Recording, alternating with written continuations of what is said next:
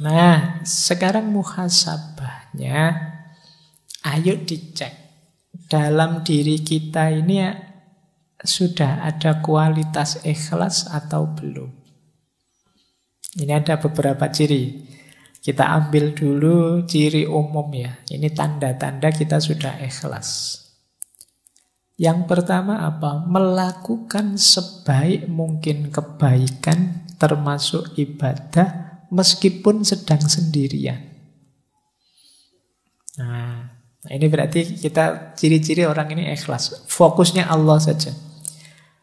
Kalimat meskipun sedang sendirian ini penting. Karena kadang-kadang kita itu kalau pas banyak orang gayane, kalau ngimami suratnya panjang-panjang.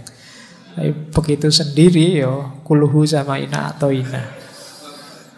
Cowopet sholatnya. Itu ciri-ciri kamu ada riyaknya. Jadi biasanya kan begitu. Kita kalau ada banyak orang pamernya dikedepankan. Itu kemungkinan tidak ikhlas. Baik kalau pas banyak orang saja. Kalau tidak ada orang, aslinya kelihatan. Ini ciri-ciri belum ikhlas. Tidak lillahi ta'ala, masih karena orang. Yang kedua, masih mau mendengarkan nasihat atau petunjuk. Orang itu ketika ingin dekat dengan Allah, ingin perjalanannya lurus menuju Allah, itu biasanya takut salah jalan, takut tidak diridhoi Allah. Ini membuat dia tidak berhenti belajar. Ketika dia tidak berhenti belajar, ya dia terbuka terus untuk memperbaiki diri. Biar tambah dekat dengan Allah, biar tambah dekat dengan Allah. Jadi cirinya orang ikhlas itu semangat belajarnya tinggi. Kenapa? Dia ingin lebih baik, lebih dekat terus pada Allah. Khawatir keliru, jangan-jangan mulutku saja yang lillahi ta'ala, tapi perbuatanku belum. Maka dia berusaha terus-menerus untuk belajar. Yang ketiga, orang ikhlas itu tidak ingin menonjol dan tidak suka dipuji. Nah, ini mungkin mirip kita ya, cuma dibuang tidaknya. Kita kan ingin selalu menonjol, ingin selalu unggul. Kalau dicueki kita marah-marah. Jadi kalau ada yang muji senang. Nah, ini kemungkinan ya kebaikan yang kita lakukan karena orang. Kan sekarang kita melakukan apapun kan kita posting itu kan, kita foto, kita posting biar orang tahu. Itu kalau tidak ada yang jempoli, tidak ada yang muji, tidak ada yang kita mungkin sedih sekarang. Sudah posting 1 hari lebih loh ya, ini kok yang jempoli cuma 2 misalnya. Ya. 2 itu pun ya cuma teman satu kamar. Nah kita sering begitu, kamu gelisah melakukan, kamu nunggu dipuji orang. Nah, padahal teman satu kamarnya 3, berarti yang satu nggak jempoli juga. Nah kita ingin, hari ini kan peradaban, hari ini tuh peradaban yang sering saya sebut istilahnya FOMO itu kan, fear of missing out. Kita khawatir hilang, ingin kelihatan terus, ingin menonjol terus. Melakukan kebaikan kalau tidak diposting kan kita rasanya ada yang kurang. Kadang-kadang sholat saja kan kita posting, berangkat ke masjid nih, terus nanti di depan sana. Nah, ya kan?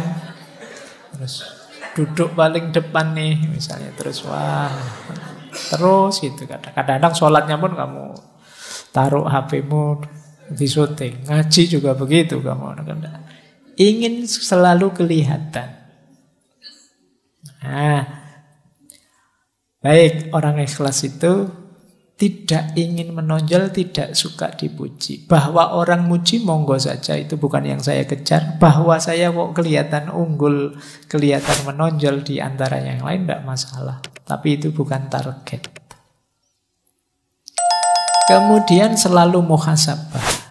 Tidak merasa sudah paling benar, sudah paling ikhlas, sudah paling nomor 1. Dan yang terakhir, lebih suka beramal diam-diam. secara rahasia. Nah, tidak suka pamer itu. Ini memang agak kebalikan peradaban hari ini.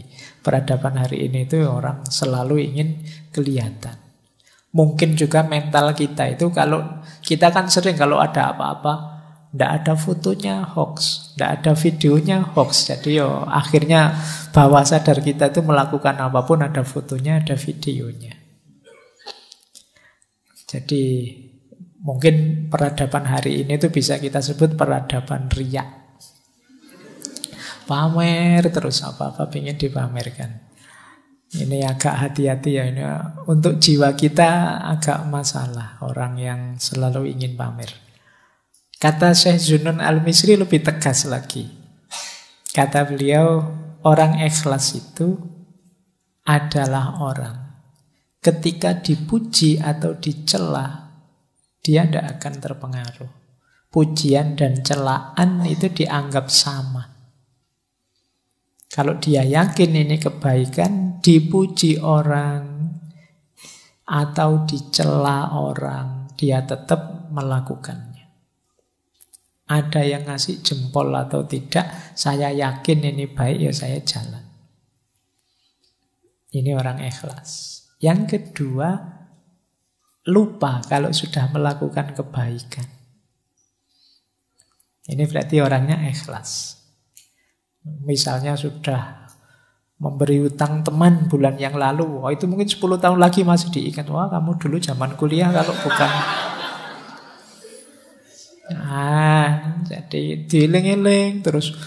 Temannya hutang 20.000 saja. Ini kamu dulu itu 20.000 belum kamu bayar loh sampai sekarang. Baik, ya berarti memang ya tidak salah, cuma belum ikhlas. Jadi, ikhlas itu biasanya tidak dianggap lagi. Sudah melakukan kebaikan, ya sudah saatnya kebaikan selanjutnya. Jadi tidak hanya mengagumi kebaikan yang lama, tapi selalu memproduksi kebaikan yang baru. Cirinya orang ikhlas. Terus yang ketiga, lupa hak-hak dari amal solehnya. Jadi tidak mikir reward.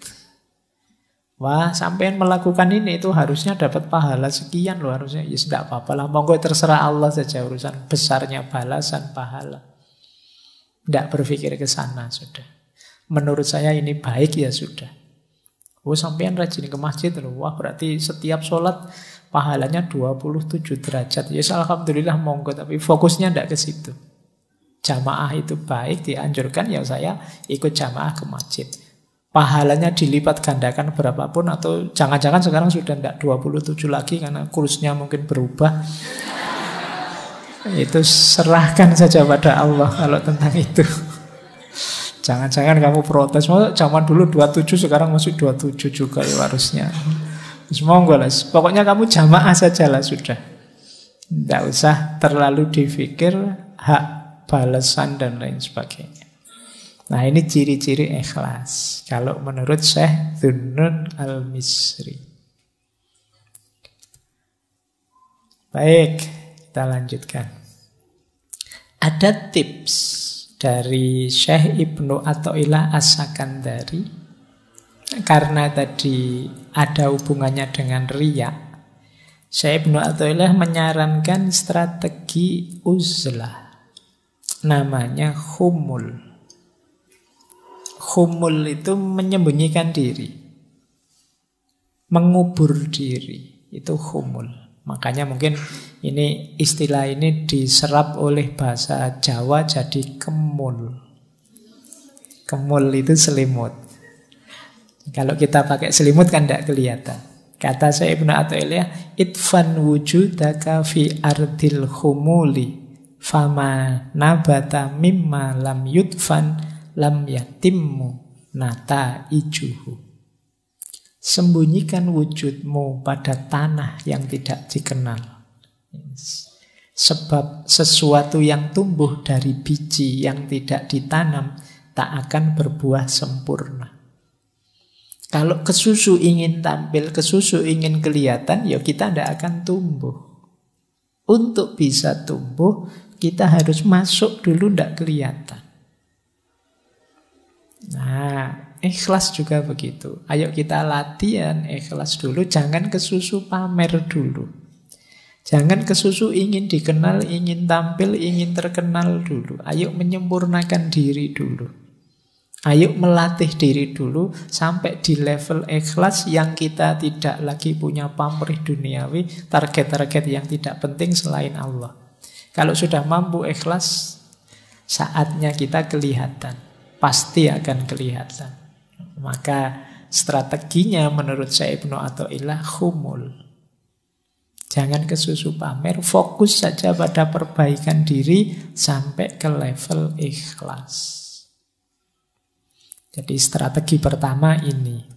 Strategi kedua, di sini kita baru ketemu mahabbah. Untuk bisa ikhlas, hubungan kita dengan Allah, ayo kita tingkatkan ke level mahabbah. Tidak sekedar level formalitas, kewajiban, apalagi keterpaksaan. Kenapa kalau di level mahabbah lebih mudah ikhlas?